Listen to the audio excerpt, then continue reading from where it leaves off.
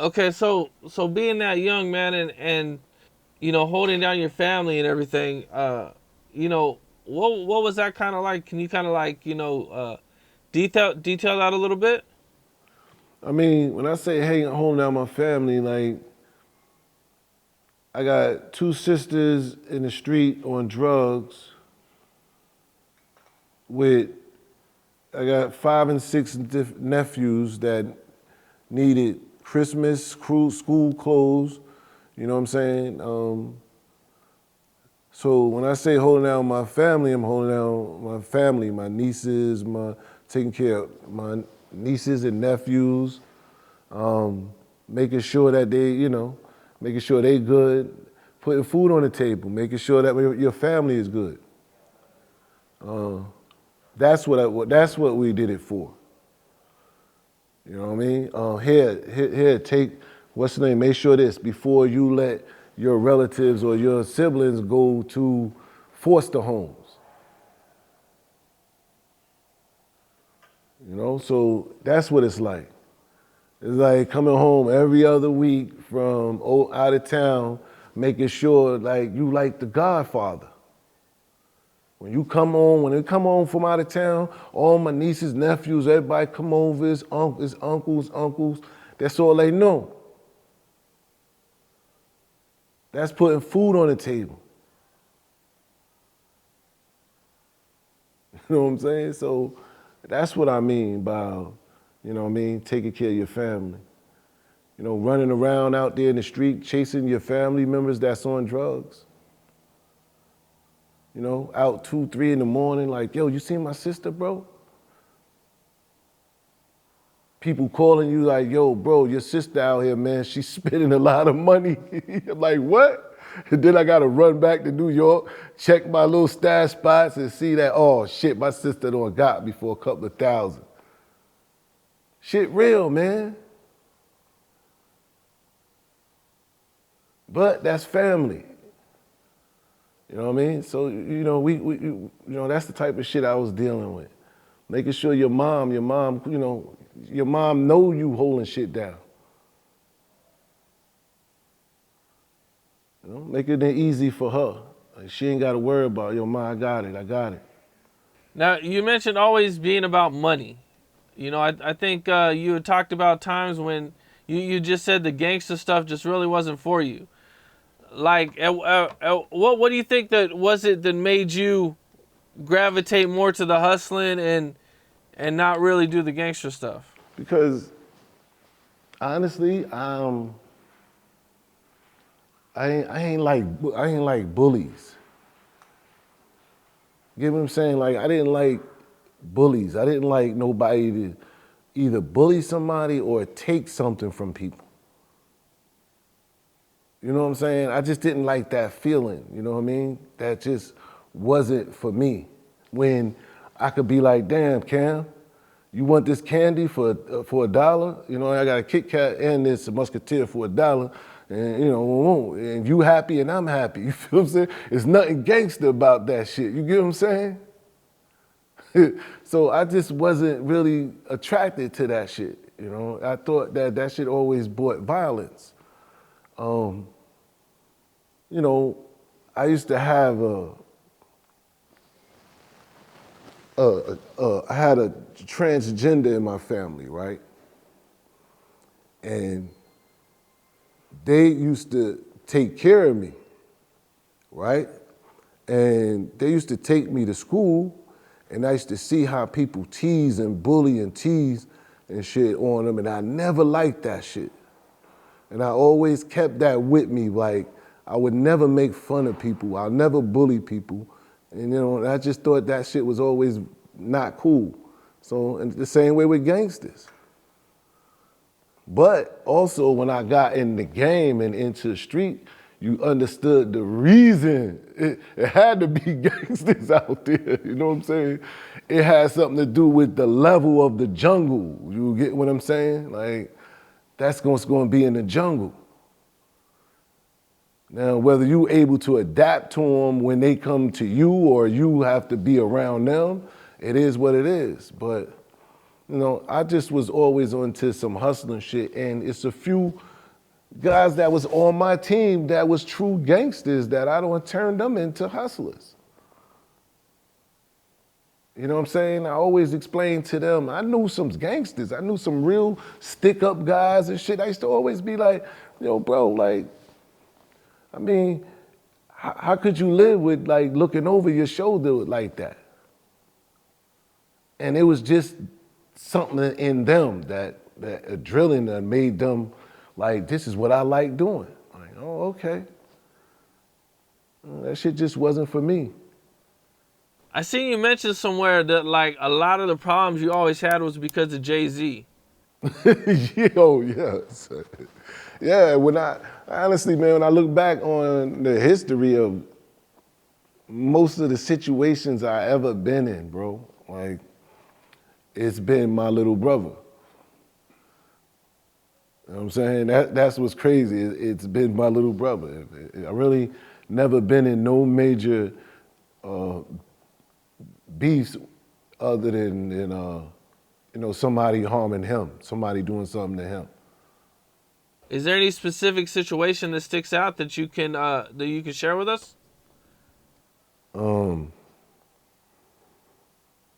Okay, let me see. I wrote this story, right, Cam?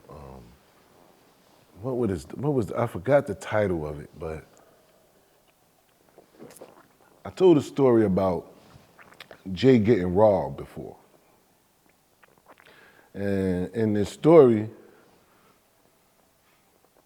I was home. I was home one day. We all came home from out of town or whatever before, and I was upstairs, and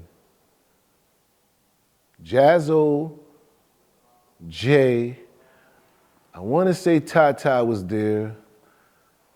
They was all downstairs. I was in the house, and then like 20 minutes later, somebody come knock on the door. Jay got robbed. They just robbed Jay.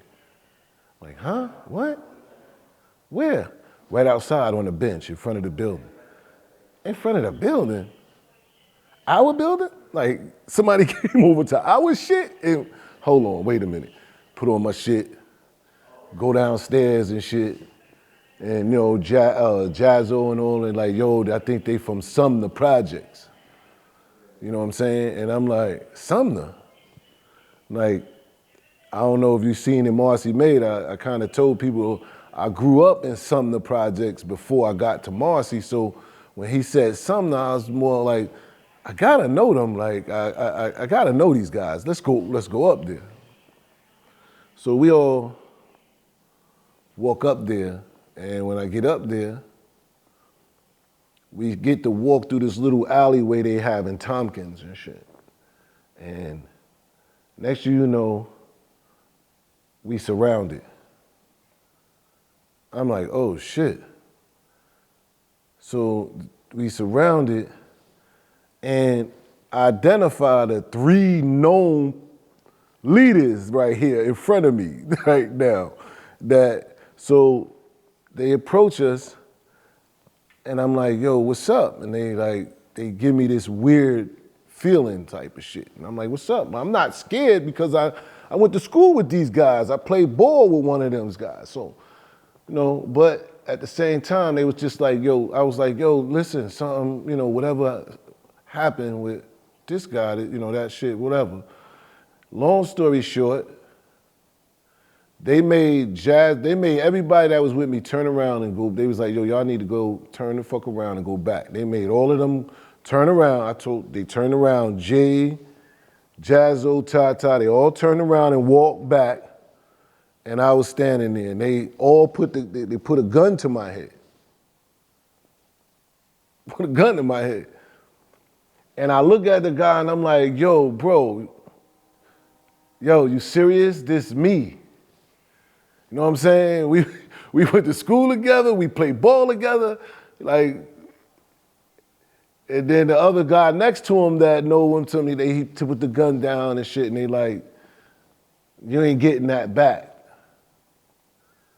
And I'm like, all right, bro, man, it is what it is. But, you know, and I turn around, and I walk back and I take the L, right? Long story short is I could have went back to Marcy, got a group of guys and went back. But the shit it wouldn't have nearly been worth it. You know what I'm saying? But that was all behind Jay. You know what I'm saying? Like, and I'm telling you that these dudes end up being killers. They was killers, natural killers anyway, all of them. But the fact of the matter that I went to school with them, and I think that's the only thing that saved me. Because if they didn't know me, I know for sure that I wouldn't have made it back out of there. You know what I'm saying? So, that was one of the incidents and shit with Jay and shit. That's the story that always stayed with me and shit. Like, because most people be like, yo, you took an L, but I'd be like, I could have went back, but would have been worth it? You know what I'm saying? It wouldn't have just been worth it to me. Shit, you lived. Right. That's a W. You're right. And I'm talking about What barrel. you mean you took an L? You Yeah. alive. Yeah, man. That was something to me to let me realize about childhood friends on don't take shit lightly. You get what I'm saying? Like, don't just take shit lightly. Yeah. Why do you think it is that Jay got into more beefs or issues than you did? People going to feel like he's a weaker person, or some people just attract different kind of trouble. You know what I'm saying? Like, he was never one to start trouble, so, and then it was always something about, somebody wanting to do something to him. Take something from him. All the time, you know what I'm saying? Take something from him. And like I said, that was just the role for me playing a big brother, that's all. Now, at one point, you decide to step away from the game, and you're not doing anything with drugs anymore, but you still end up getting arrested like 3 years later. At what point I started finally away from the game? Yeah. Oh, when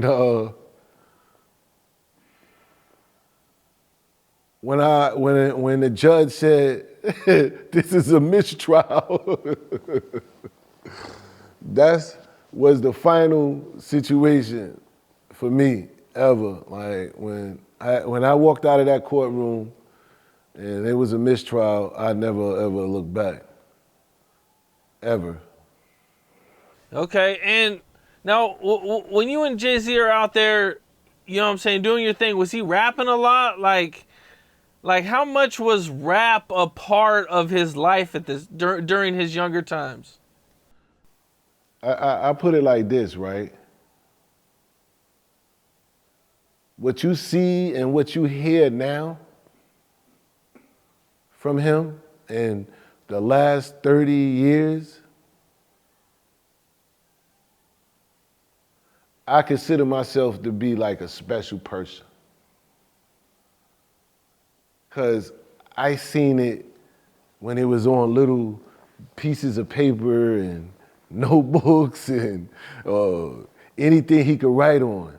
You get what I'm saying? I seen it in its real raw form, you know what I mean? So when I say that, he's been doing that for that long. Like, that's just how he been. The same way these kids are on video games, that's how he was about rhyming. You know what I'm saying? But the only thing, he had to use a pen and a paper, the pen and the pad, or a pen and the whatever the fuck. Like, when I keep saying whatever he write on, because he would write on anything. And you would find little pieces of shit and paper somewhere, and it'd be this way, some writing to be this way, and you like, you get ready to throw that shit away. He like, no, that's my shit.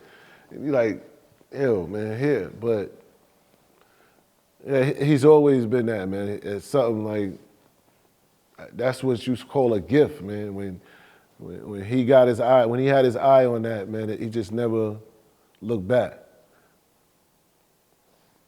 You mentioned finding little papers. By any chance, you got any old notebooks or anything that he did from back in the day? Nah, the last one I sold on eBay for about $4 million. Let me stop, you know what I'm saying? I wish I did have some of this shit. That shit. Oh man, that would have been gone on eBay. You know, the to me, all those little pieces of paper, all them little scraps, you heard it on Reasonable Doubt.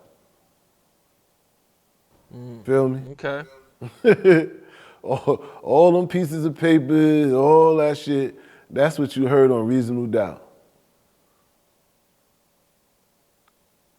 That's dope.